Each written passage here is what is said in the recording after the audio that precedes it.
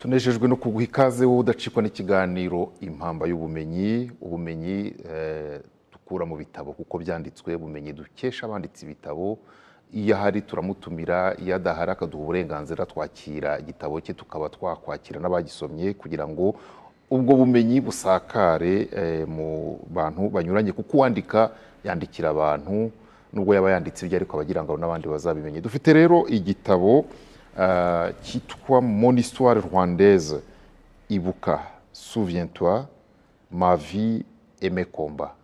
Wacyanditse arahari turi kumwe Esperance Mutuyisa Brossard, ikaze mu kiganiro.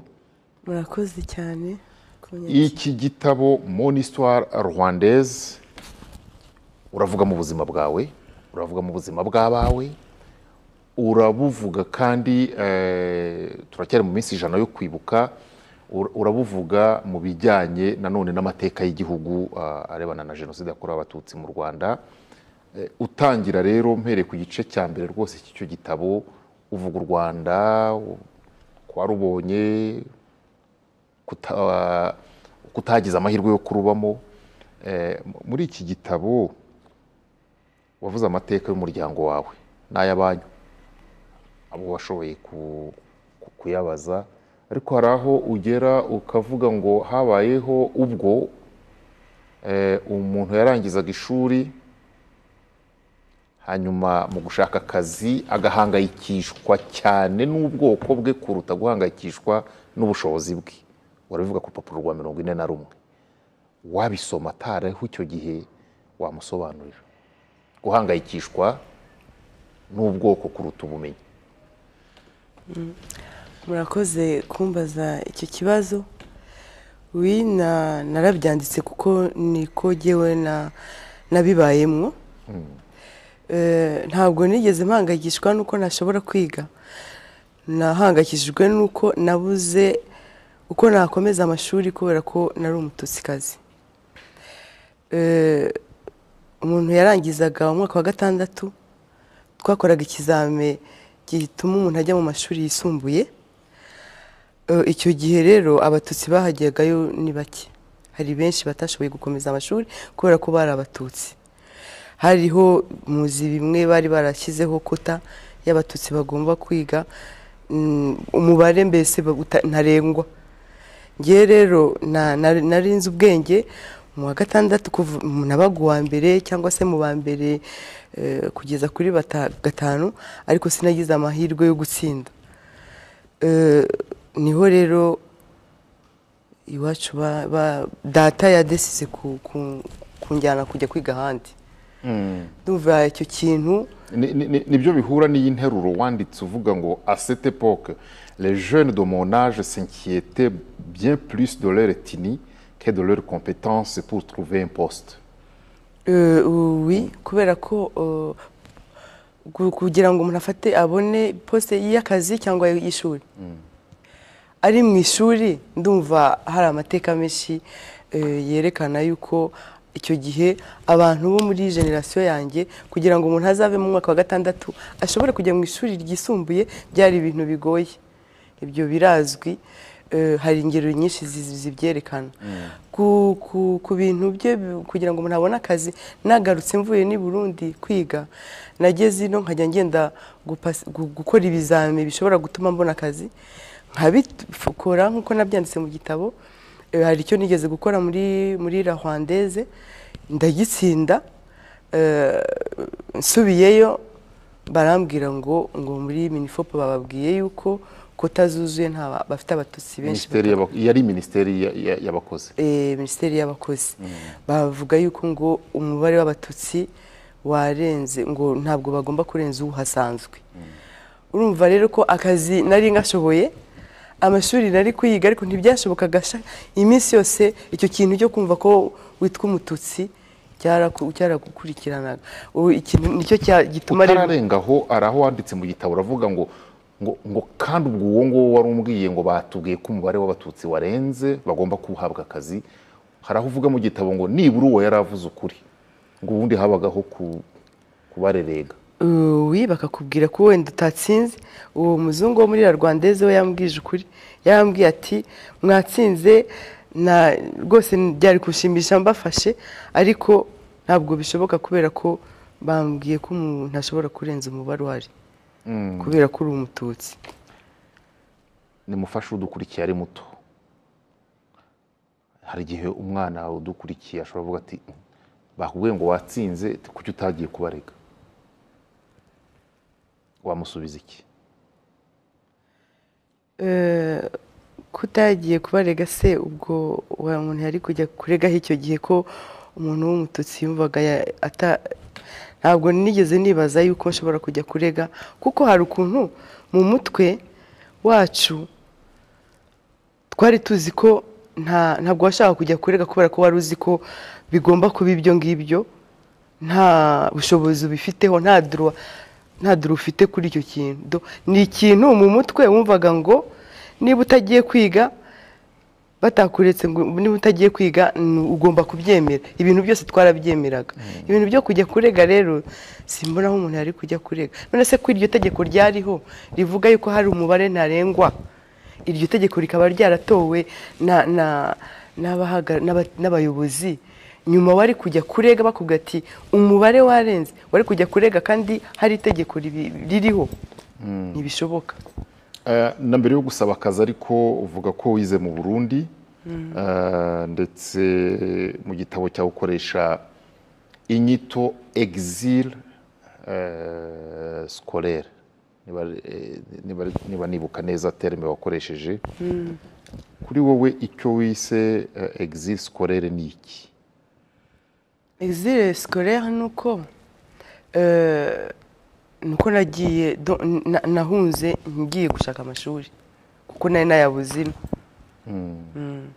Nicyo nita exil scolaire, ni ugushakisha amashuri.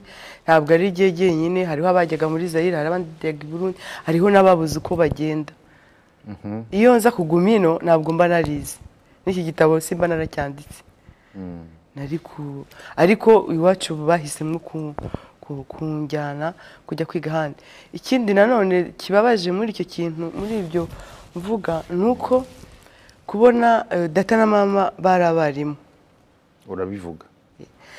Bari abarimu ariko abana babo tudashobora kwiga kubera ko turi Abatutsi, kandi bo babyuka mu gitondo bakajya kwigisha umwana uwo ari we wese, batavuze ngo wowe uri umuhutu cyangwa uri umututsi. Kwigisha umwana yicaye aho, wowe ufite umutwe wawe uriho uramwigisha ko agomba no kwitwara mu buzima, mbese urarera. Ariko wowe ntabwo abana bawe bafite ubushobozi bwo kurerwa. Murumva ko icyo nacyo naje kubitekerezaho nyuma, niho mbona ko ababyeyi bacu nabo bari bafite agahinda. Gufata umwana ukamujyana kujya kwiga ahandi kuko adashobora kugera, kandi wowe wirirwa wigisha abandi, ni injustice. Ibyo nabyo ni ibintu bari baremeye. Hari ibintu byinshi Abatutsi bemeye kandi bazi ko ari akarengane bakabyemera, kuko nta kundi bari kubigira. Hanyuma ugiye kwiga mu Burundi woherejwe n'ababyeyi, kugaruka mu gihugu bikaba ikibazo. Uvuga mu gitabo ko byari ikibazo. Byari ikibazo kubera ko iyo twabaga, kugira ngo ujye kwiga i Burundi ntabwo byari binemewe. U Rwanda ntirwari rubyemeye kuri kuko nta bipapuro byangombwa twari dufite. Twaragendaga tukiga tugaca ahantu mu mazi, ntitwacaga kuri douane ko bari kutubaza impamvu aho twari twagiye. Umva rero baradufataga tukajya gushaka ishuri, aho kugira ngo uzagaruke gusura ababyeyi. Ni ibintu bitashobokaga. Kubera iki? Kubera ko n'abavandimwe ba data na ba mama babaga nka za Burundi, ntabwo washoboraga kugaruka kubasura. Iyo wazaga baragufungaga. Rero natwe kugira ngo uvuge ngo ndagarutse uce kuri douane, nta byangombwa ufite, batatara u Rwanda rwaguhaye buruse ngo ujye kwiga ahandi, ntabyo byari ikibazo. Noneho tugaca ahantu, hari ahantu aho guca kuri douane ku Kanyaru, twamanukaga tukazazamuka za Nyaruteja, ariko hagira n'umuntu utubona akavuga ati hariya hari abantu bavuye i Burundi. Noneho barangiza hari igihe badusabaga amafaranga, tukabaha amafaranga kugira ngo batajya kuturega kuri douane. Iyo twabaga ntayo dufite kubera ko twari abanyeshuri, hari igihe twazamukaga tugasanga baduteze. hariho n'abafungwaga. Tuyisa, mu gitabo cyawe hari aho uvuga ngo ariko reka mpasome urupapuro rwa 40, tugiye ku rupapuro rwa 40. Nsome iki gitabo cyanyu, hari icyo nifuje kubaza cyane kijyanye n'uko nabo wanditse utekerezaho. Paragraphe ya 3, igika cya 3 uravuga ngo cette école était réservée au Burundi, mais mon oncle wo mu muryango Aimable Nibishaka, en tant que directeur du bureau de programme de l'enseignement secondaire à l'éducation nationale, a pu me faire entrer. Mon oncle wo mu muryango. Urabwira bande ku buryo uvuga igifaransa ukishyira muri Kinyarwanda, hamwe warabikoze uratraduiza? Aha niho bikoze. Sinabikoze, ariko mu ma annexe mwabonye ko nagize structure y'umuryango. Donc hari ahantu à la fin nuze nasobanuye umuryango nyarwanda uko ariko witwa. Hari annexe, hari annexe, donc iya mbere la structure des liens familiaux, niho nabisobanuye. Kubera iki utabikomeje? Ntabwo turi buvuge ku bintu byose wabyanditse wagera kuri uwo mu muryango ugashima kubyivugira mu Kinyarwanda, no kubera iki? Hari, sinzi niba mwarabibonye, hari ibintu byinshi nagiye nandika mu Kinyarwanda. Kwandika mu Kinyarwanda rero ugasobanura ko burya ururimi rwacu ni rwiza cyane. Ururimi rwacu rufite ukuntu ruvuga ikintu ukumva gifite iremezo. No mu gifaransa nuko, ariko hari ukuntu iyo utraduije littéralement hari ukuntu gitumvikana en fait uko wakivugaga. Ariko kubera ko ari ikintu ngewe nabaga nshaka gutsindagira, ikintu cya mbere gisohoka ni Ikinyarwanda, noneho nkagisobanura. Ariko kugira ngo ngitsindagire nkasanga nakivuze mu rurimi rwanjye. Mutuyisa, turi butinde cyane kuri ayo mateka ya kera, ahubwo turagaruka kuri jenoside yakorewe Abatutsi mu Rwanda. Igitabo cyanyu kivuga ubuhamya bw'umuryango wawe hariya mu karere ka Gisagara. Yego, jenoside iba ntiwari mu Rwanda, wari muri Mali n'umugabo wawe n'abana. Hanyuma mu gitabo ugafata impapuro zitari nkeya ukavuga ngo nkatwe twari kure ariko abacu barimo kwicwa. Ndibaza niba dukwiye kwitwa abayirokotse cyangwa iyo status yahabwa abari bahari. Soma iyo mirongo naribajije ngo kiriya kiganiro kizana mu gitabo wari mutekereza nde? Ese utekereza ko ari ikibazo abantu bibaza nk'uwari kure? Kuko we ndabitekereza, wenda umunsi kera nzabona igisubizo, ari kuko n'igisubizo wenda n'ubu ntabwo ndakibona. Ndumva hari n'ahantu navuze nti wenda bashakira abandi utuzina, kuko ni n'ibintu byumvikana. Ngewe mbana n'abaresikapi cyane, mu Fasa tujya tugira n'ingando turi kumwe bakamara. Avant Covid twari twagize rencontre y'abaresikapi bose baba en Europe, donc mu Faransa, bamara nka minsi 2 baganira. Iyo wumvise ubuhamya bwabo ni ibintu birengeye ubwenge.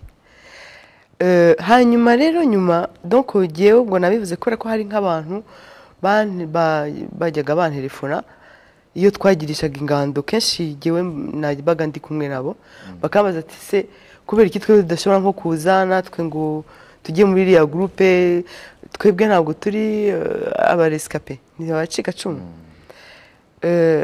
Abarokotse. Abarokotse twe ntitwarokotse. Ugasanga hari ikintu, mbese hari confusion. N'utari uhari yumva yarokotse kuko iyo baba bari kugutema. Ariko hari ibintu yabayemwo na n'ubu bimurimwo. Donc ni twese kuri ngewe twese twarokotse. Umututsi hari wose yarokotse jenoside, kuko yaza kuba hari nawe ntibari kumurebera izuba. Ariko ntabwo ingaruka ari cyo kimwe. Umurescape wari uri hano nk'iyo bigeze mu kwezi kwa 4 cyangwa se no mu minsi isanzwe, iyo ari hano hari ibintu bigaruka, ari trauma igaruka, akantu hari abafite amasekeri fizike abafite ububabare bw'umubiri bafite ahantu bababara kubera ahantu babakubise icumu hadakira, hari abandi bafite uburwayi bwo mu mutwe kubera ibibazo, kwirirwa wibaza uko byagenze, uryama kumva induru z'imihoro zamwirukananaga. Ntabwo rero bihwanye nuko iyo mihoro n'izo nduru ntibihwanye n'utaruhari. Utaruhari nawe ukuntu yari ameze, yari afite angwase, adasinzira, udasinzira ariko kubera kwibaza se hari uzarokoka, ese ariko ugifite aka espoir wibaza ngo peut-être hari uzarokoka. Ntabwo rero turi kuri même degré, ariko twese igihe numva twararokotse, usibye ko tutarokotse icyo kimwe, ariko cyane cyane ugaruka mu kwezi kwa 11 1994 uva Bamako, uzi naha kureba nyine niba hari uwarokotse mu muryango. Mu gitabo uravuga ngo je suis allé dans ce maudit pays, ariko ukavuga uti natekerezaga ko ningira n'uwo mpasanga mujyana akahava, ariko ntiwamujyanye. Uwo hasanze ntiwamujyanye, ariko ubundi mu gitabo uravuga uti numvaga aricyo gitekerezo kindimo. Mu mpapuro ntubisobanura cyane, nifuje kubikubaza. Numvaga ntazagaruka mu Rwanda deja. Hanyuma maze kumenya ko murumuna wanjye yarokotse, numvaga naza nkamutwara. Nyuma ndaza donc turaganira, sanga ubuzima kumukura ino ari abaresikape, kumutwara no mu Faransa nabyo n'ibindi birebire, kuko mu Faransa ujya gushaka ibipapuro yego yari kubibona, nari kumutwara. Ariko twaratekereje ngo se nitugenda twese tugasiga itongo ry'iwacu, kuko ntibazaba bageze ku cyo bashatse ngo tuzime. Hanyuma ndabireka, kandi nawe turabiganiraho n'umugabo we, bari barokokanye n'umwana. Cyakora koko umugabo wanjye yarambwiraga ati no garuka babwire baze, ariko nasanze ari ukubaderasina, tuzagenda ntituzagaruke ku itongo, ntituzagaruka iwacu kandi tuhafite. Ndavuga ntoya, burya ntabwo ari byiza. Ku rupapuro rwa 62 ndagira ngo tujyeyo, ariko tutarajyayo. Kuri urwo rupapuro rwa 62 uraje uvuye muri Mali, uje kureba ko hari uwacitse ku icumu, urahageze. Mu gitabo uravuga uti aho nanyuraga hose nyamara nari impazi, nabonaga ibintu byarahindutse, nabonaga ntacyo ndimo kumenya mu byo nari nzi. Uragerageza iwanyu, noneho rero ndagira ngo ku rupapuro rwa 62 udusomere iriya mirongo wahanditse. Ikibazo ndakikubaza umaze kuyisoma kuri kiriya kiganiro. Plus loin, nous avons croisé sur la route du centre de Kibirizi un certain Semazuru. Nakomeza. Uraho Semazuru, muraho namwe, amakuru ni meza. Ese wowe ntiwishe? Oya, narebaga abandi uko bica. Ambo warashungereye? Bicaga abandi? Nabi wanyu bose nari mpari. Nibyo? Noneho se ushobora kumbwira ababishe nuko babishe? Nimbikubwira se urampemba ngahe? Ayo ushaka yose. Rekeraho. Iki kiganiro umuntu asomye iki gitabo arabanza akibaza ngo Semazuru yabayeho?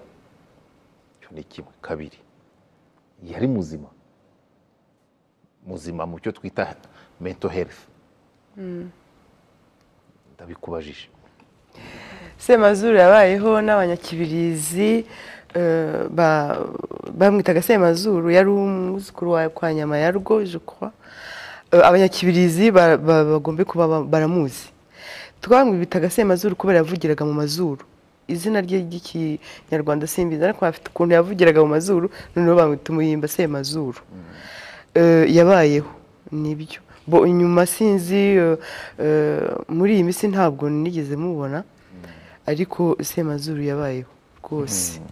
Noneho iki kiganiro gituma umuntu yibaza ngo icyo gihe muganira yari muzima? Ndumva yari muzima. Ndumva yari muzima kandi nanjye namubazaga gutyo, ariko yari muzima. Kandi ibyo rwose none se yari afite imyaka ingahe? Akombe ko yari afite nk'imyaka igera tuvuge nko kuri 17 cyangwa 18. Ku buryo tuva yari muzima. Ku buryo akubwira ati ninkwereka aho twashyize abanyu urampemba ngahe? Nicyo kibazo mfite ubonaganaga. Oui, kandi none se yumvaga ko mvuye i Burayi akumva ntabimbwira, sinzi cyamuciye mu mutwe, ariko yarabimbajije.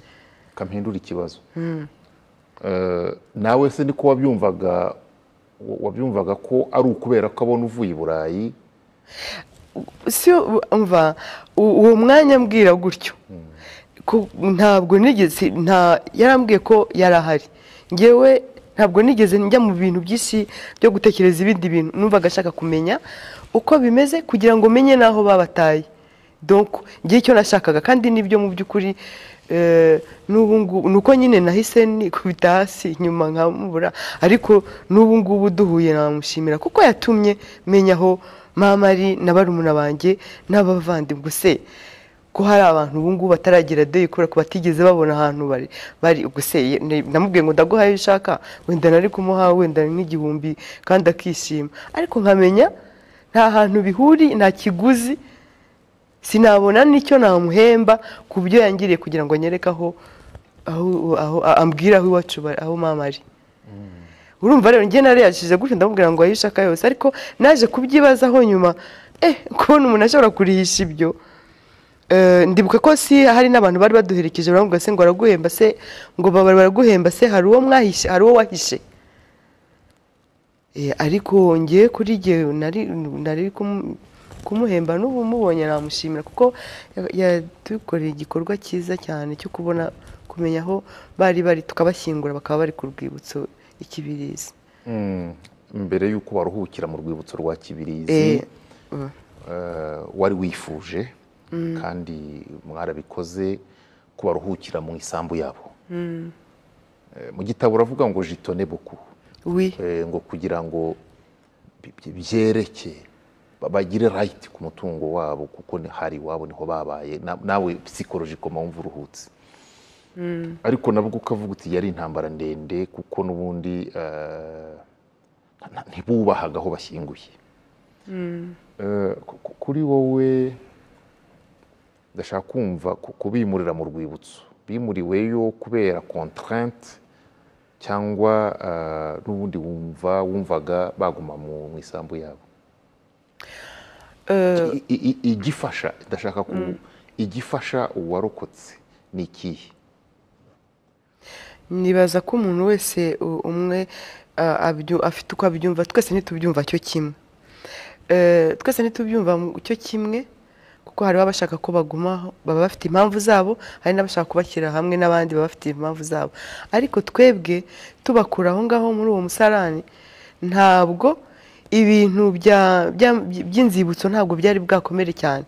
Donc twebwe hari muri twababonye nko muri mbere ya 2000 voilà cyande karindwi dutangira nyine donc kwitegura kubashyingura neza. Ibintu by'inzibutso ntabwo byari byajya mu mutwe w'abantu ko abantu bagomba kujya dayeri, nta n'urwibutso rwari rwagikibiriza.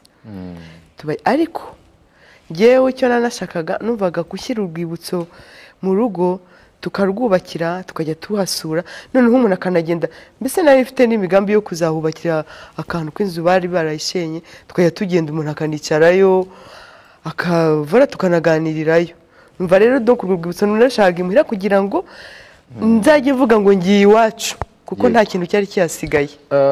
iminota y'ikiganiro irihuta hari byinshi bibaye byiza umuntu yazisomera Mon Histoire Rwandaise nicyo gitabo cyanyu tunaganiraho muri uyu mwanya aho naho hari ibintu byinshi muvugayo gacaca ko mwayibayemo ukuntu uvuga uti abahamwe n'ibyo byaha bakatiwe burundu ukavuga uti kandi n'ukuri yo butabera butabikora nanjye ubwanjye sinari numvaga nakwihanira nibyo mu gitabo urabivuga ariko noneho reka tujya huba mu Bufaransa mu Bufaransa naho uvuga ko wagize uruhare runini cyane hamwe n'abandi birumvikana mu ishingwa ry'umuryango Ibuka muri kiriya gihugu ariko ukavuga ngo yari intambara igoye n'iki cyabagoye tutarajya aho ngaho sinzi navuze ko nashobora kwihanira ntabwo deja nta bushobozi nari mbifitiye ariko nari kuzakomeza nkashakisha ukuntu bakomeza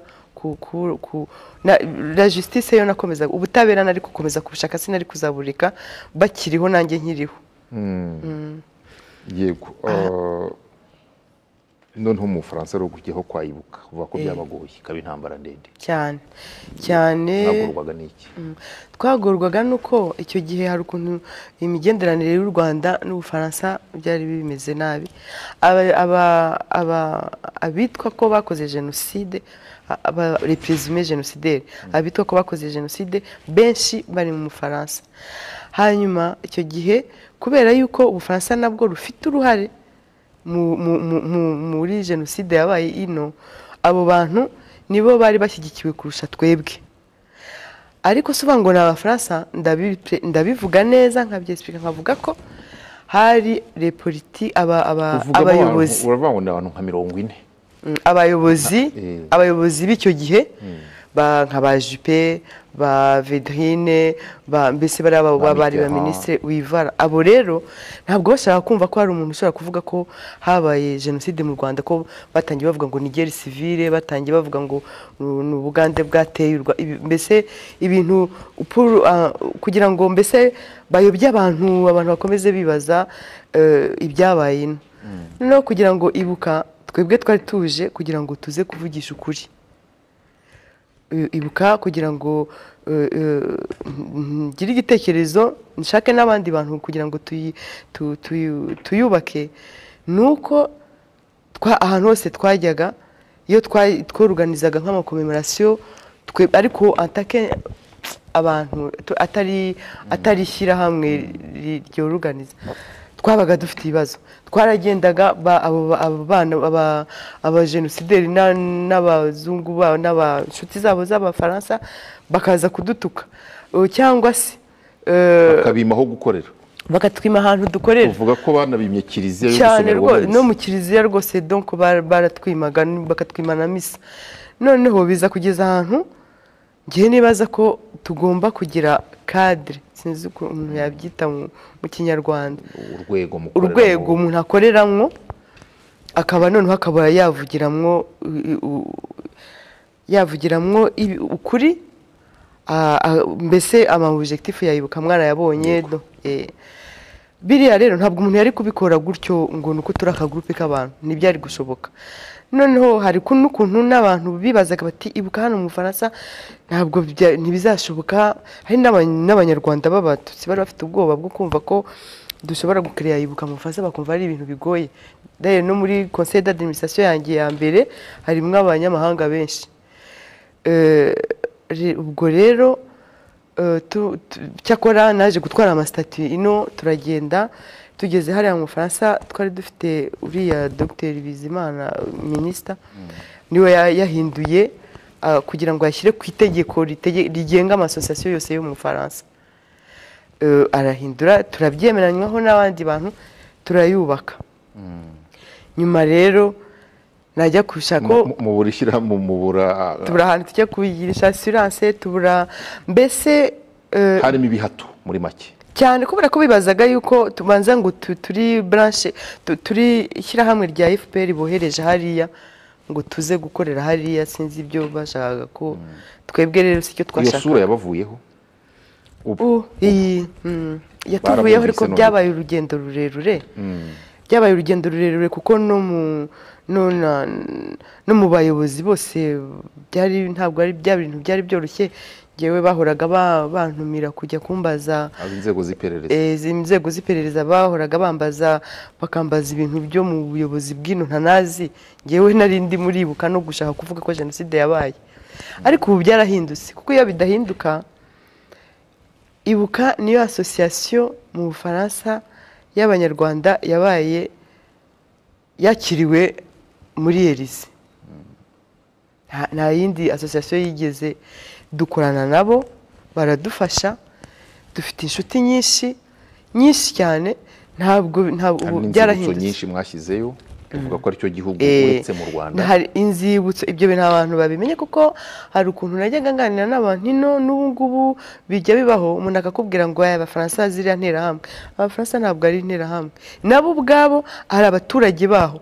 Interahamwe sinaba ngo ni interahamwe, bariya politike babigiyemo, ariko Umufaransa usanzwe w'umuturage nk'umunyarwanda w'umuturage ino nawe arakibaza, ese koko Ubufaransa bwagiye gufasha aba bantu?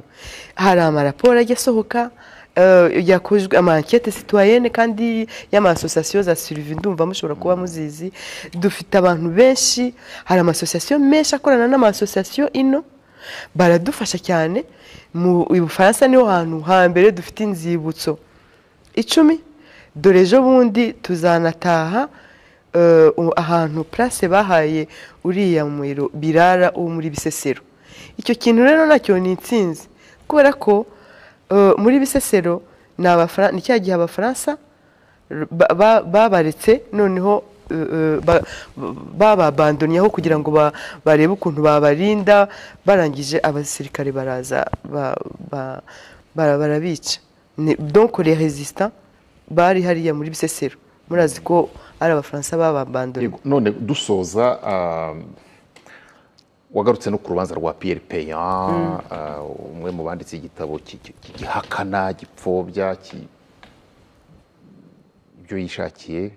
Hanyuma mwaraburanye urubanza ibintu birebire cyane. Muvu gitabo abazasoma bazabonamo kuvuga uti twahaboneye ibintu tutakeka ko umuntu muzima yavuga. Ariko none uyu munsi wa none ku rugamba navuga, uravuga uti urugo gushyiraho cadre tuvugiramo uko kuri twararubonye, inzibutso zirahari, politikoma ibintu byaratunganye, murashyigikiwe. Uyu munsi wa none kuri mwebwe n'uruhe rugamba rundi rusigaye cyane ubona rukomeye? Urugamba rusigaye ni ugukomeza kurwana n'abapfobya jenoside.